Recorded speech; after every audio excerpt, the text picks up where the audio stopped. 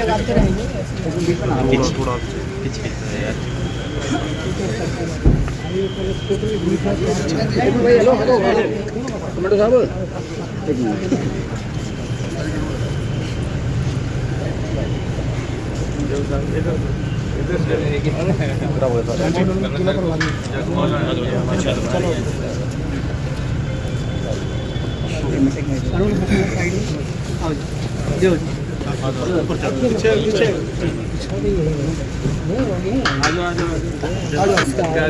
कैसे हो? बढ़िया। आज जो उत्साह देखने को मिला, मैं इसके आधार के ऊपर ये बात कह सकता हूँ कि यहाँ से नवीन जिंदल जी बड़े मैंडेट के साथ जीत करके नरेंद्र मोदी जी को तीसरी बार प्रधानमंत्री बनाएंगे। सीएम साहब, कांग्रेस ने अभी तक कैंडिडेट नहीं उतारे हैं, बीजेपी ने सभी उतार दिए हैं लोकसभा में, क्या नहीं? देखिए, कांग्रेस के अंदर डर है और कांग्रेस के बड़े नेता चुनाव लड़ने से मना भी कर रहे हैं अंदर खाते। कहीं ना कहीं उनको हार दिखाई दे रही है और आने वाले समय के अंदर ये डबल इंजन की सरकार मिल करके फिर देश और प्रदेश को एक विकास की नई ऊंचाइयों को पहुंचाने का काम करेगी और जो विकास की गति चली है उस गति को और तेज करने का काम हरियाणा प्रदेश के लोग करेंगे। सीएम साहब, मेरा सवाल है, सिक्योरिटी को लेकर पूर्व मुख्यमंत्री भूपेंद्र सिंह हुड्डा कह रहे हैं कि सिक्योरिटी को कम किया गया है, जबकि आपकी सिक्योरिटी बढ़ाई गई है, पूर्व सीएम की सिक्योरिटी बढ़ाई गई है, अनिल विज जी की सिक्योरिटी बढ़ाई गई है। इसको लेकर क्या है? देखिए, ऐसा कहीं नहीं है किसी की सिक्योरिटी के साथ, जिसको प्रोटोकॉल के हिसाब से, लॉ के हिसाब से, जहां पर भी जो एक नियम बना हुआ है उस नियम प्रक्रिया के हिसाब से जिस व्यक्ति को जितनी सिक्योरिटी की आवश्यकता है सरकार उतनी सिक्योरिटी उसको उपलब्ध करा रही है।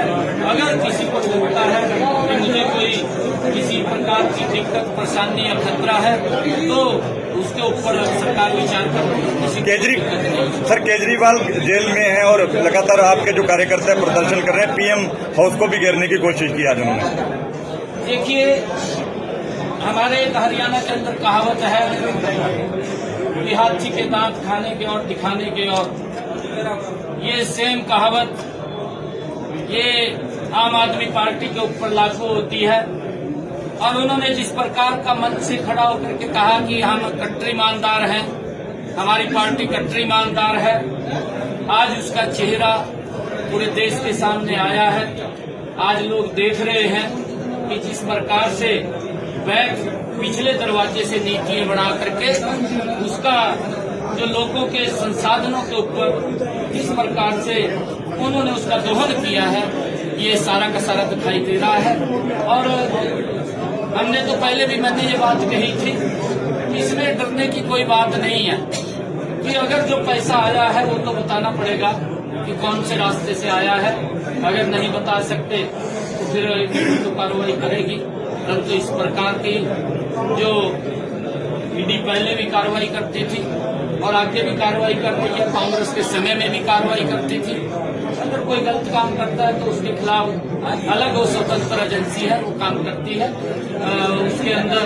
क्योंकि ये लोग जिस प्रकार की बात थी, आप देख भी रहे हैं कि इन्होंने जो गाली भी देते थे और गले भी लगा रहे हैं, ये नीति हमें यहाँ दिखाई दी।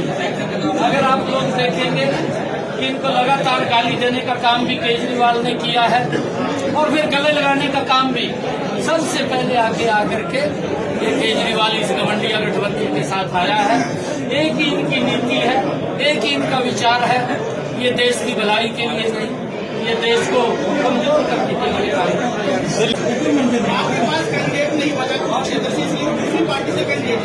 चौधरी ओम प्रकाश जिंदल हमारे यहाँ से सांझे प्रत्याशी रहे हैं, आपको जानकारी होगी, ये बाहर के नहीं है। चौधरी ओम प्रकाश जिंदल जी हमारे भारतीय जनता पार्टी और विकास पार्टी के सांझे उम्मीदवार रहे हैं। ये हमारे परिवार के हैं, ये बाहर से नहीं है, पार्टी से तो तोड़ने का काम सर मेरा एक प्रश्न है सर, क्या नवीन जिंदल की जिस प्रकार से इनकी ज्वाइनिंग हुई है, भारतीय जनता पार्टी को मजबूती मिली है या नवीन जिंदल को मजबूती मिली है भारतीय जनता पार्टी में आकर? नहीं, देखिए, पार्टी मजबूत पूरे प्रदेश के अंदर होगी और 10 की 10 लोकसभा की सीटें हम यहां से बड़े मैंडेट के साथ जीते हैं। सीएम साहब क्या कहेंगे आपकी बार 400 पार करना है, मेन प्रधानमंत्री को मुद्दा रहेगा। अब देखिए, इसके ऊपर मैं ये कहना चाहूंगा, क्योंकि राम मंदिर को लेकर के कांग्रेस ने राजनीति की, भारतीय जनता पार्टी ने उस समस्या का समाधान किया, क्योंकि उसके ऊपर राजनीति नहीं की। यही लोग बोलते थे कि मंदिर वहीं बनाएंगे, तारीख नहीं बताएंगे। आज भगवान श्री राम की प्राण प्रतिष्ठा भी हुई है। आज पूरा देश भगवान श्री राम को दर्शन करने के लिए भी अयोध्या के अंदर जा रहा है। हमारे लिए बड़े गर्व की बात है, गौरव की बात है। हमारी संस्कृति, हमारे संस्कार हैं, जिसको सुरक्षित करने का काम नरेंद्र मोदी जी ने किया।